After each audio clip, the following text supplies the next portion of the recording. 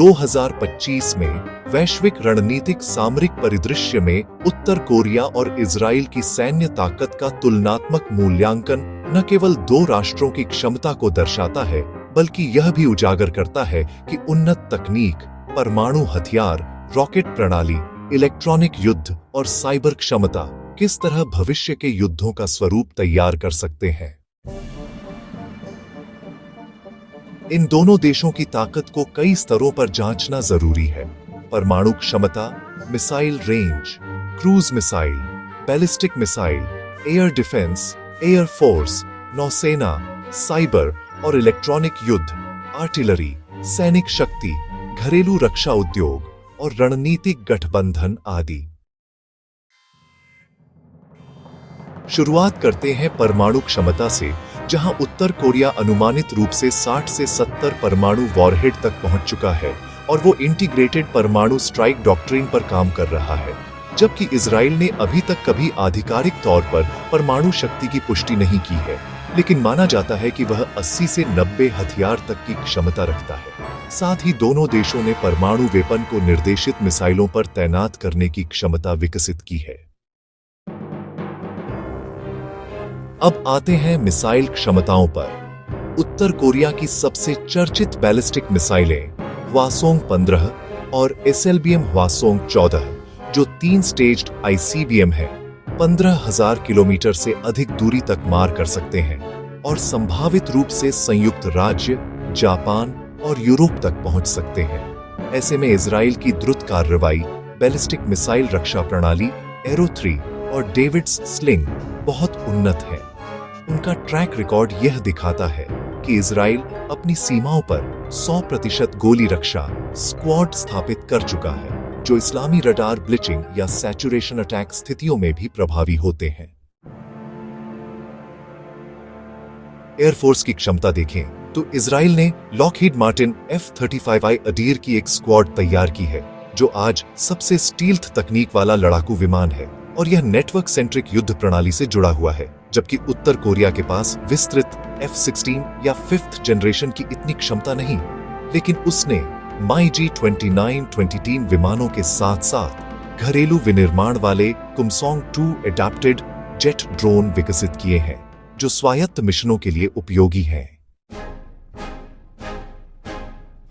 नौसेना की दृष्टि से इजराइल की SAR-6 फ्रिगेट क्लास और डॉल्फिन क्लास सबमरीन खूंखार है, विशेषकर डॉल्फिन टवा सबमरीन, जो वेस्ट ऑफ द सिनाई और पूर्वी भूमध्य सागर में रणनीतिक सामरिक ताकत दिखाती है। वहीं उत्तर कोरिया की नौसेना में सोंगनाम क्लास कोरवेट और रोमियो क्लास पनडुब्बियां हैं, लेकिन उनकी डिप्लॉयबिलिटी, फूट दर और इलेक्ट्रॉनिक युद्ध क्षमता इजराइल से पीछे है।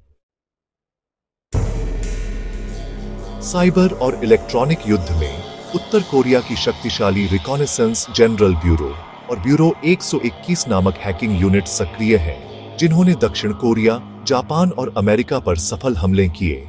लेकिन इजराइल की यूनिट ऑडया 200 वैश्विक स्तर पर ख्याति प्राप्त है, जिसने ईरान के नाभिकीय कार्यक्रम और ISIS नेटवर्क को नुकसान पहुंचाया। आर्टिलरी में उत्तर कोरिया की बहुट्यूब्ड रॉकेट सिस्टम BM-25 और पोक्सन 170 mm तो जोरदार है, लेकिन इजराइल ने एस्पाइडर MRs और C-RAM डिफेंस सिस्टम्स जैसे गतिशील आयरन डोम सिस्टम विकसित कर रखे हैं, जिससे वेगा और ब्रह्मोस जैसी मिसाइलों को भी हिमाकत की जा सकती है। सैनिक संख्या में उत्तर कोरिया के पास लगभग 12 लाख एक्टिव ड्यूटी और 60 लाख रिजर्व मौजूद है, जबकि इजराइल की संख्या तुलनात्मक रूप से छोटा है, लगभग 1,76,500 एक्टिव और 6,20,000 रिजर्व। लेकिन ट्रेनिंग, मॉरल, तकनीक और संघर्ष के अनुभव में इजराइल बहुत आगे है। घरेलू रक्षा उद्योग की बात करें तो उत्तर कोरिया आत्मनिर्भर है। उसका आर्म्स एक्सपोर्ट इंडस्ट्री सीमित है, लेकिन DPRK के स्वदेशी तकनीकी स्तर सहयोगी राष्ट्रों जैसे सीरिया, ईरान, मिस्र को निर्यात करता रहा है।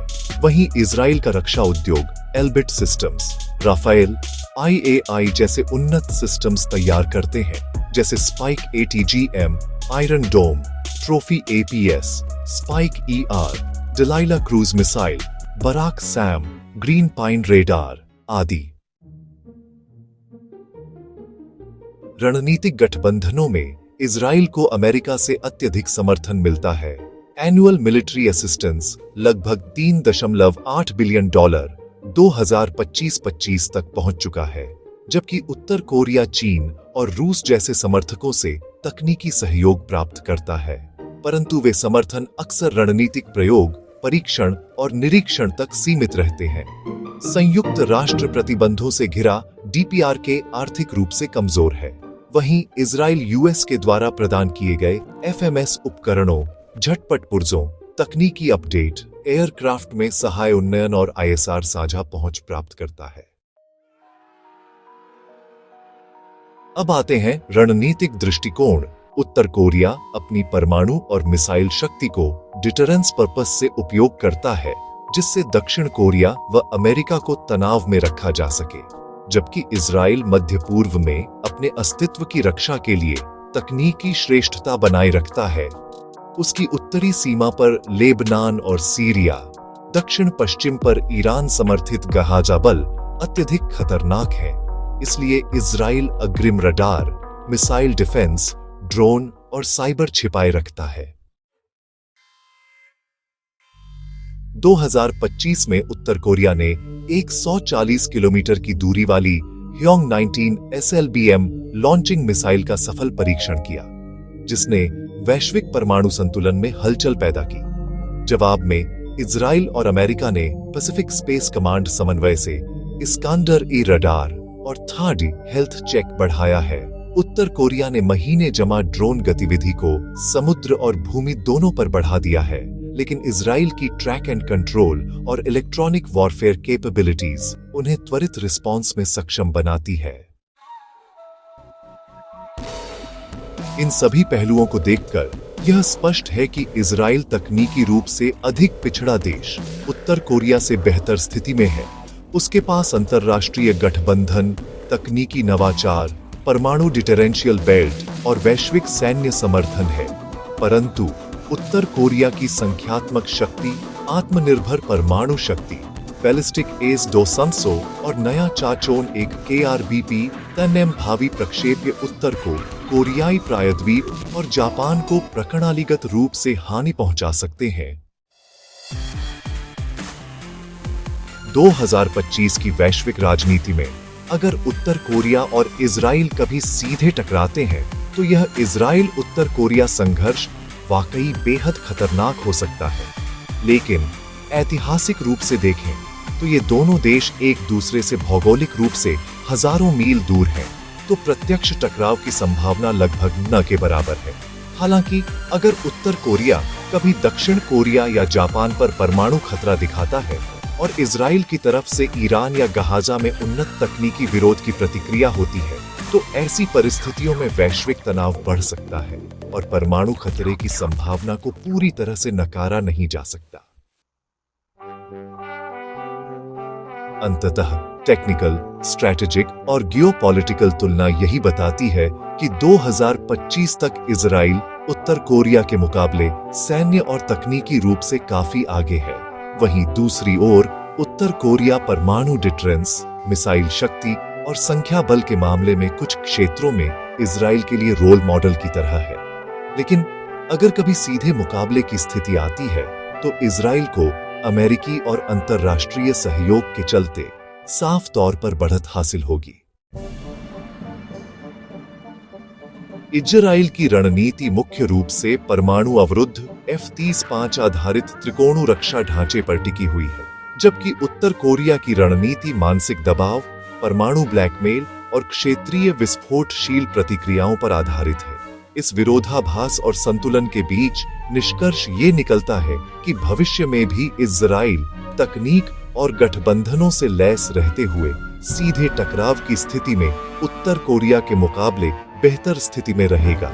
लेकिन उत्तर कोरिया ने यह भी दिखा दिया है कि किसी भी बड़े राष्ट्र की व्यवस्था को कंटेनमेंट करने की उसकी क्षमता उसकी परमाणु और रॉकेट शक्ति में छुपी है। तो 2025 में यह संतुलन लचीला, विवादास्पद और पूरी तरह से अनिश्चित है। हालांकि तकनीकी दृष्टि से परिणाम इजराइल के पक्ष में जाते हैं। और जब हम उत्तर कोरिया और इजराइल की तुलना 2025 की वैश्विक सुरक्षा संरचना और भू राजनीतिक परिप्रेक्ष्य में करते हैं, तो यह भी जरूरी हो जाता है कि हम केवल सैन्य ताकत या परमाणु हथियारों की गिनती पर न रुकें, बल्कि इस बात को समझें कि इन दोनों देशों की रणनीति, आंतरिक राजनीति, क्षेत्रीय प्राथमिकताएं और वैश्विक कूटनीति में उनकी भूमिका किस तरह से उनके सैन्य दृष्टिकोण को प्रभावित करती है। क्योंकि सैन्य शक्ति केवल हथियारों की गिनती से नहीं, बल्कि उनके उपयोग, नियंत्रण, प्रतिक्रिया गति और निर्णय लेने की स्वतंत्रता से तय होती है। उदाहरण के लिए इजराइल की सैन्य संचालन क्षमता पूरी तरह से highly digitised, artificial intelligence integrated और रियल टाइम सैटेलाइट सर्वेलेंस से युक्त है। वहीं उत्तर कोरिया का पूरा सैन्य इंफ्रास्ट्रक्चर अभी भी कमांड सेंट्रिक है, जिसमें किम जोंग उन का व्यक्तिगत नियंत्रण सर्वोच्च है, लेकिन यह नियंत्रण उन्हें तत्काल निर्णय लेने में सक्षम बनाता है। हालांकि इससे गलती की गुंजाइश भी बढ़ जाती है। वहीं इजराइल के पास आयरन बीम नाम की directed energy laser defense system भी है, जो 2025 में ऑपरेशनल हो चुकी है। तो दोस्तों, अब जब आपने उत्तर कोरिया और इजराइल की 2025 की सैन्य, रणनीतिक और तकनीकी ताकतों का यह विशाल विश्लेषण देखा और सुना, तो आप खुद निर्णय ले सकते हैं कि कौन सा देश वास्तव में वैश्विक पटल पर कितनी गहराई और विस्तार के साथ अपने प्रभाव को स्थापित कर रहा है।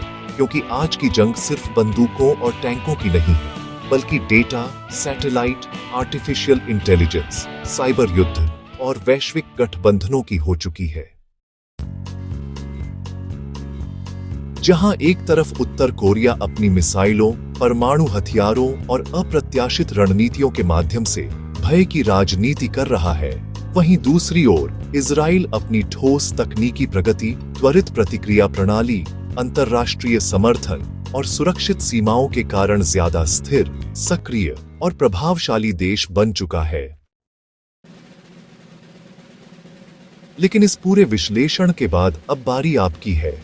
क्या आपको लगता है कि उत्तर कोरिया की आक्रामक सैन्य रणनीति आने वाले वर्षों में इजराइल के लिए एक गंभीर खतरा बन सकती है? या फिर क्या इजराइल की टेक्नोलॉजिकल और रणनीतिक बढ़त DPRK की सभी धमकियों को बेअसर कर सकती है? नीचे कमेंट सेक्शन में जरूर बताएं कि आपकी राय में इन दोनों में कौन देश अधिक ताकतवर और वैश्विक स्थिरता के लिए जिम्मेदार है।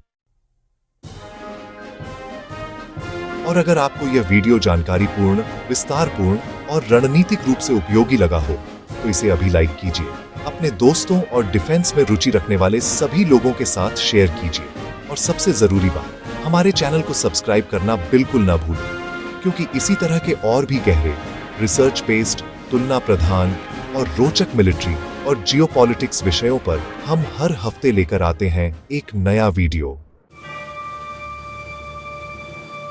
तो मिलते हैं अगले एपिसोड में किसी और दमदार विषय के साथ।